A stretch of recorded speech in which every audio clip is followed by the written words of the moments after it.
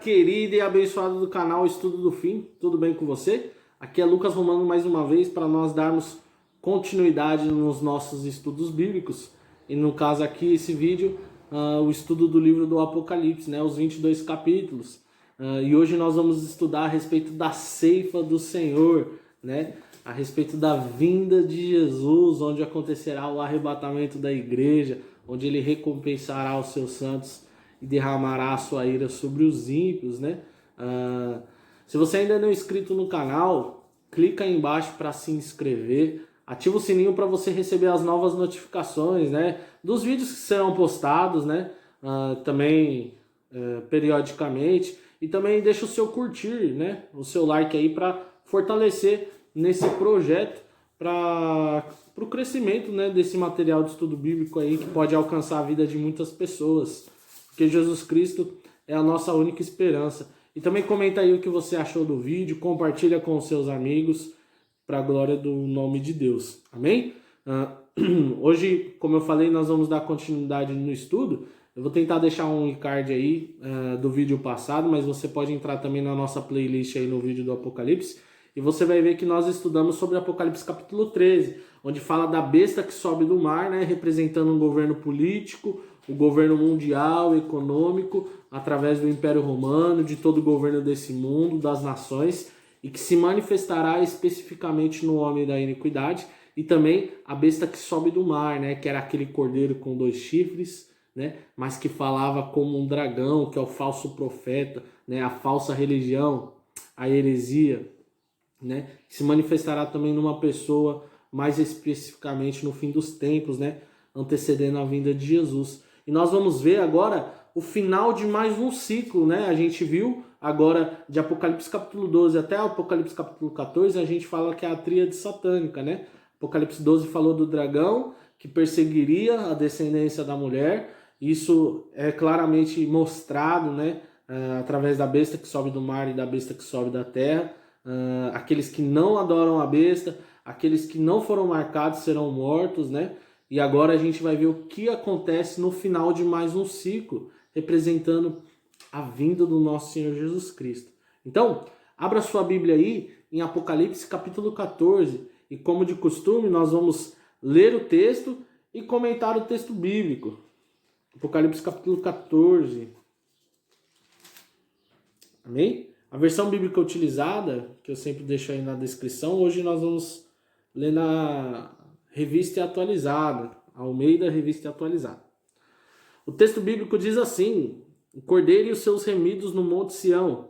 Olhei e eis o cordeiro em pé sobre o monte Sião, e com ele 144.000, tendo na fronte escrito o seu nome e o nome de seu pai. Aqui se cumpre, né, a promessa aos vencedores da igreja de Filadélfia, que seriam feitos colunas no santuário de Deus e receberiam o nome de Deus, o nome da nova cidade, Jerusalém, e o novo nome de Cristo Jesus, né? Olha que maravilhoso. E nós sabemos que esses 144.000, quando nós estudamos lá a respeito dos 7 selos, em Apocalipse capítulo 7, nós vimos que esses 144.000 representam, né, é um número simbólico, como todo o livro do Apocalipse é cheio de símbolos, a gente falou isso muito no vídeo passado. Esses 144.000 representando tanto o povo da antiga aliança como o povo da nova aliança, ou seja, todos os redimidos pelo Senhor, né? Tanto os mortos como os vivos que foram arrebatados por ocasião da segunda vinda de Cristo. E esse selo, conforme o apóstolo Paulo escreve em Efésios, é o Espírito Santo do Senhor, que é o penhor da nossa salvação, né? Então, todos eles estavam com o selo na sua fronte, conforme Apocalipse capítulo 7, né? E também esse selo é revelado como o nome de Cristo e o nome de Deus, aqui em Apocalipse capítulo 14, verso 1. Isso é maravilhoso. Então, o cordeiro em pé com o seu povo ouviu uma voz do céu como voz de muitas águas, e era como a voz de grande trovão. Também a voz que ouvi era como de arpistas, como tangem a sua harpa. Entoavam um novo cântico diante do trono, diante dos 4 seres viventes e dos anciãos, e ninguém pôde aprender o cântico, senão os 144.000 que foram comprados da terra. E agora, esses que cantam um novo cântico, assim como isso é muito interessante, né? Salmos 96 fala para nós cantarmos um novo cântico, né? Um cântico novo. Cantai ao Senhor um cântico novo, né? Cantai ao Senhor toda a terra. Quando Moisés passa, né, depois do Mar Vermelho, eles atravessam e eles cantam um cântico. Isso é muito simbólico, né? Isso representa a salvação do Senhor, o dia da vinda de Deus, o dia que nós vamos nos alegrar no Senhor. E a gente vai ver o cumprimento de algumas profecias aqui também. E olha que interessante, agora João vai dar a descrição de quem eram esses 144.000. São estes os que não se macularam com mulheres, porque são castos. São eles os seguidores do Cordeiro, por onde quer que vá. São os que foram redimidos dentre os homens, primícias para Deus e para o Cordeiro. Olha que interessante, eles não se macularam com mulheres. A gente sabe que no contexto bíblico, o adultério, né, a pureza, no caso a pureza representa aquilo que Cristo Jesus faz em nós. E nós somos puros, não porque nós não cometemos pecados, mas porque o sangue de Jesus Cristo nos purifica de todo pecado, né? Porque Jesus Cristo remove a culpa do nosso pecado e diante de Deus nós não temos mais condenação. É por isso que aqui, através de uma linguagem simbólica, né, ele representa aqueles que não se macularam com mulheres. E olha que interessante, eles foram redimidos dentre os homens, então eles passaram por um processo de remissão. E só há remissão através do nome de Jesus, né? Lá em Lucas capítulo 24, a Bíblia fala, Jesus, após abrir o entendimento dos discípulos daquilo que deveria se cumprir na lei, nos salmos e nos profetas, mostra que Jesus Cristo deveria padecer, morrer, ao terceiro dia ressuscitar, e que seu nome fosse pregado arrependimento para a remissão dos pecados. Então, isso aqui mostra que esse povo foi remido, esse povo recebeu o sacrifício de Cristo, né? Em nenhum momento o ato sexual é considerado um pecado nas Escrituras, muito pelo contrário, né? Quando Deus cria o homem, ele vê que o homem estava só e não era bom isso, e ele faz uma auxiliadora idônea, né? Para que eles fossem fecundos, e a ordem era: sejam fecundos, multiplicai-vos e enchei a terra, né? Lá em Gênesis capítulo 2. Então, existem interpretações errôneas desse texto, né? Por exemplo, os testemunhas de Jeová interpretam isso literalmente, interpretam que essas pessoas são as únicas que vão ter acesso à presença de Deus, mas isso é totalmente errado. Isso é um grande problema quando a gente interpreta o livro do Apocalipse de forma literal e principalmente cronológica, né? Os dispensacionalistas caem nesse erro também, né? Interpretar que esses 144.000 são judeus convertidos no período da grande tribulação, né? Mas a gente já viu que esses 144.000 são aqueles que guardam o testemunho do nosso Senhor Jesus Cristo, são aqueles que foram remidos pelo Cordeiro. Então, são todo o povo de Deus, tanto da antiga aliança quanto o da nova aliança. 12, né? Representando as 12 tribos dos filhos de Israel, vezes 12, representando os 12 apóstolos do Cordeiro, vezes 1000, que é um número completo, é um número perfeito, que dá 144.000, né? Representando a totalidade do povo de Deus, tanto da antiga como da nova aliança, né? E não se achou mentira na sua boca, eles não têm mácula, né?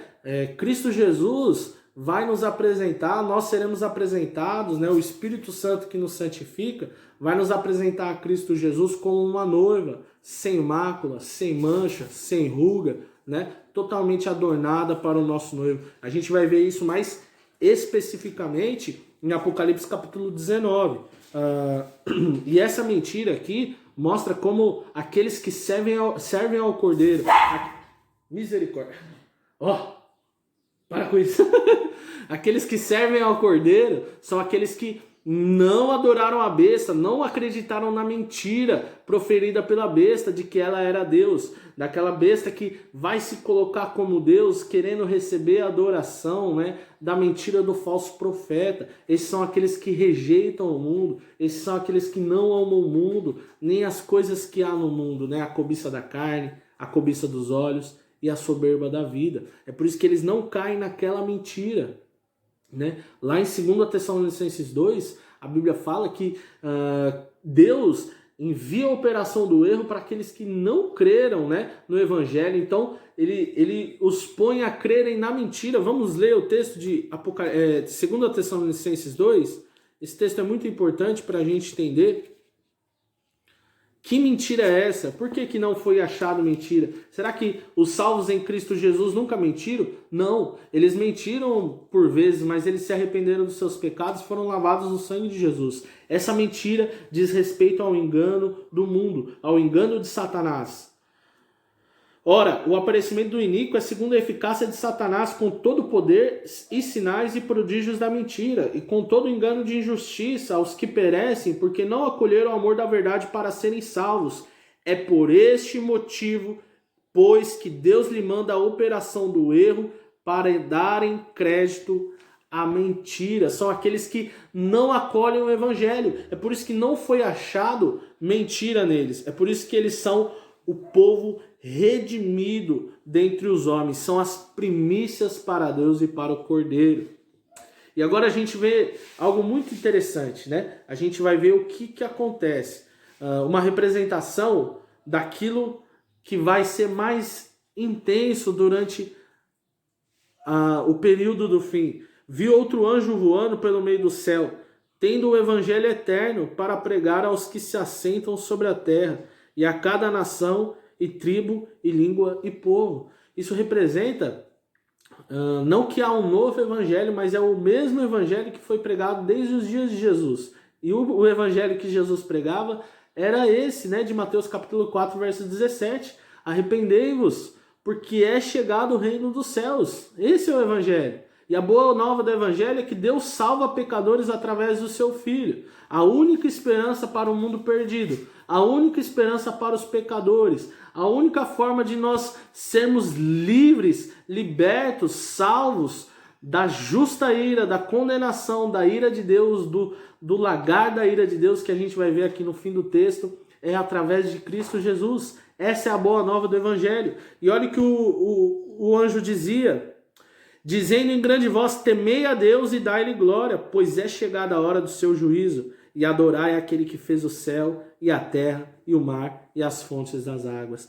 Temei a Deus e dai-lhe glória. É reconhecer que Jesus Cristo é o único Senhor, Criador dos céus e da terra. É se arrepender dos seus pecados e seguir a Cristo. É tomar a sua cruz dia após dia e seguir a Jesus. Esse é o evangelho, né? Não o evangelho que promete prosperidade, que promete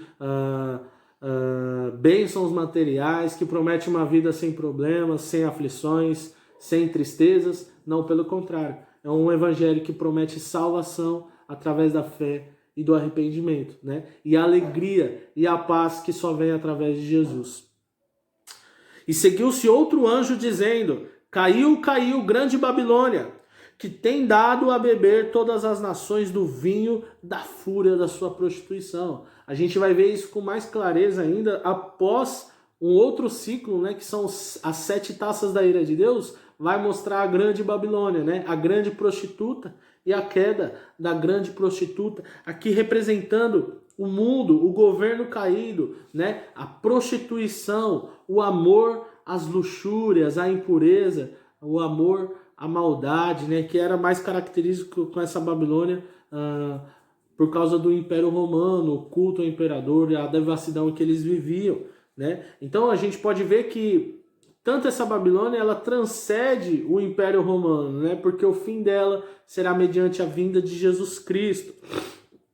Olha o que acontece. Seguiu-se a esses outro anjo, o terceiro, dizendo em grande voz: se alguém adora a besta e a sua imagem e recebe a sua marca na fronte ou sobre a mão. Lembra que nós falamos? A marca na mão e na fronte diz respeito às obras praticadas, a forma de vida, né? O modo de viver, o modo de andar. E a marca na testa representando o seu modo de pensar, representando o seu modo de sentir, né? Os seus sentimentos, o seu pensamento, a sua intenção, representando aqueles que foram marcados, aqueles os quais a besta tem autoridade, aqueles que foram marcados com a marca da besta, e recebe a sua marca na fronte ou sobre a mão, também esse beberá do vinho da cólera de Deus, preparado sem mistura, do cálice da sua ira, e será atormentado com fogo e enxofre diante dos santos anjos e na presença do Cordeiro. A fumaça do seu tormento sobe pelos séculos dos séculos, e não tem descanso algum, nem de dia nem de noite, os adoradores da besta e da sua imagem, e quem quer que recebam a marca do seu nome. Aqui está a perseverança dos santos, os que guardam os mandamentos de Deus e têm a fé em Jesus Cristo. Meus amados irmãos, olha como isso é importante. Aqui mostra com clareza que a doutrina do aniquilacionismo, ela não é bíblica. Pelo contrário, a doutrina do castigo eterno, da punição eterna, é a verdade bíblica ensinada, né? Eles não terão descanso nem de dia nem de noite, e a fumaça do seu tormento sobe pelos séculos dos séculos diante de Deus e diante dos santos anjos. Então isso mostra que a condenação ela é eterna. Não só as consequências dessa condenação, mas o castigo, a punição aplicada. É por isso que Jesus vai falar lá em Mateus 10, capítulo 10, versículo 28. Não temam os que matam o corpo, mas não podem matar a alma. Jesus está deixando muito claro que o nosso corpo morre, mas a nossa alma não. E ele vai falar, temam antes aquele que pode fazer lançar no inferno tanto a alma quanto o corpo. Este é o castigo eterno. É isso que vai acontecer mediante a vinda de Jesus Cristo, que está relatado lá em Mateus capítulo 25, quando o Filho do Homem vier sobre as nuvens do céu com poder e grande glória. Ele vai separar as ovelhas dos bodes e vai lançar os bodes neste local, esse local da sua ira, no cálice da sua ira, sem mistura, que é o fogo eterno. Apartai-vos de mim, para o fogo eterno preparado para o diabo e seus anjos, né? Isso que ele vai dizer aos que estiverem à sua esquerda, aos bodes, aqueles que não forem ovelhas, né? E isso representa a verdadeira ira de Deus. Quando fala sem mistura, o vinho daquela época era um vinho muito forte, né? Era um vinho muito forte que causava...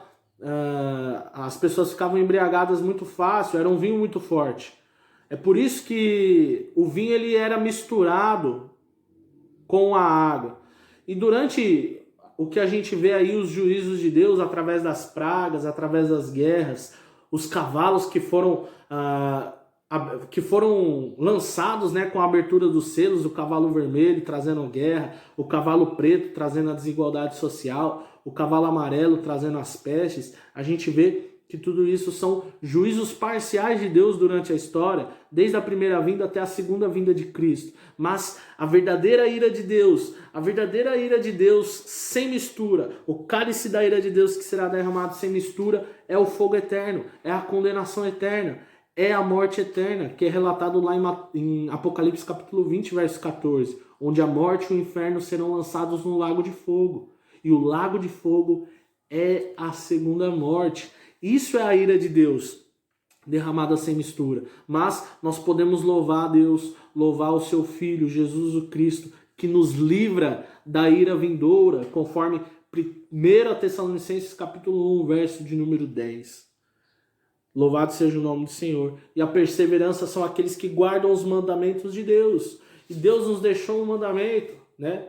Um novo mandamento, que amais uns aos outros assim como eu vos amei. E nisto, conforme João capítulo 13, verso 35, ele diz, nisto conhecereis que sois meus discípulos, se amares uns aos outros assim como eu vos amei. Né? E manter a fé em Jesus Cristo. É por isso que a nossa verdadeira religião não é só um relacionamento com o Pai, mas é um relacionamento com o nosso próximo. Né? É amar a Deus, é se manter incontaminado desse mundo e cuidar da necessidade do nosso próximo, das pessoas que precisam, daqueles que foram feitos à imagem e semelhança de Deus. A quarta voz. Então ouvi uma voz do céu dizendo, escreve, bem-aventurados os mortos que desde agora morrem no Senhor. Sim, diz o Espírito, para que descansem das suas fadigas, pois as suas obras o acompanham. Irmãos, isso é muito lindo. Deus não é um Deus de mortos. Deus é o Deus de vivos. Aqueles que morrem no Senhor não estão mortos, eles estão vivos. Eles estão reinando. Eles estão, conforme Apocalipse capítulo 6, debaixo do altar. Eles já estão em descanso, conforme Lucas capítulo 16, como Jesus deixa muito claro o que acontece com Lázaro. Como a gente vai ver também mais para frente, em Apocalipse capítulo 20, aqueles que foram mortos, eles estão reinando com Cristo, né, durante esse reino. É por isso que o apóstolo Paulo fala em Filipenses capítulo 1, que ele prefere partir e estar com Cristo, que é sobremaneira melhor. Porque quando a gente morre, a gente já vai direto para a presença de Deus. É por isso que bem-aventurados os mortos que desde agora morrem no Senhor. Porque eles já estão descansando das suas obras. As suas obras os acompanham. O seu testemunho, essa mensagem do Apocalipse, ela foi escrita para aqueles que estavam sendo mortos nas arenas, nos anfiteatros, no Coliseu, aqueles que eram degolados, aqueles que eram crucificados, queimados vivos, torturados, transpassados, todos esses. E as pessoas tinham o coração angustiado, o que aconteceu com os nossos irmãos, mas a mensagem do Apocalipse era uma mensagem de conforto àquelas 7 igrejas. Bem-aventurado, desde agora, né, aqueles mortos, os que morrem no Senhor, sim, diz o Espírito, para que descansem das suas fadigas, pois suas obras o acompanham. Por isso que quando a gente morre, nós não deixamos de existir. Muito pelo contrário. Quando nós morremos, o nosso corpo morre, mas a nossa alma, a nossa parte material, né, o nosso espírito, ele volta para Deus, né, num lugar de descanso, aguardando a ressurreição do corpo. E o texto continua, agora representando muito claro aquilo que Jesus ensinou lá em Mateus capítulo 13, a respeito da parábola do joio. Olhei, e eis uma nuvem branca, e sentado sobre a nuvem, um semelhante a filho de homem, e tendo na cabeça uma coroa de ouro, e na mão uma foice afiada. Outro anjo saiu do santuário, gritando em grande voz para aquele que se achava sentado sobre a nuvem: toma tua foice e ceifa, pois chegou a hora de ceifar, visto que a seara da terra já amadureceu. Aquele que estava sentado sobre a nuvem passou a sua foice sobre a terra, e a terra foi ceifada. Essa é a primeira ceifa. Isso representa o arrebatamento da igreja, né? A vinda de Jesus e o arrebatamento da igreja, conforme 1 Tessalonicenses capítulo 4, né? A partir do verso 15. Porque o mesmo Senhor descerá dos céus com alarido, com voz de arcanjo e a trombeta de Deus. Os mortos em Cristo ressuscitarão primeiro, e nós, os vivos, seremos arrebatados juntamente com Ele nas nuvens para o encontro com o Senhor nos ares, e estaremos para sempre com o Senhor. Esse que está sentado na nuvem, semelhante ao Filho do Homem, com uma coroa de ouro na cabeça, representa muito o que Daniel vê lá em Daniel capítulo 7, após aquele chifre pequeno que falava blasfêmias e arrogância diante de Deus, representando a besta que sobe no mar, for destruída, o juízo de Deus, a vinda de Jesus Cristo, né? E a gente vai ver o cumprimento da profecia de Joel capítulo 3. Mas aqui representa o que acontece primeiro. O trigo é recolhido no celeiro, é o arrebatamento da igreja. Primeiro nós subimos com Deus, e depois vem o justo juízo de Deus, vem a ira de Deus derramada sobre os ímpios, né? Isso que acontece na vinda de Jesus. Ao longo de todo o material bíblico nós vamos ver, na vinda de Jesus, ela se destaca por dois momentos, como a gente viu também em Apocalipse 11.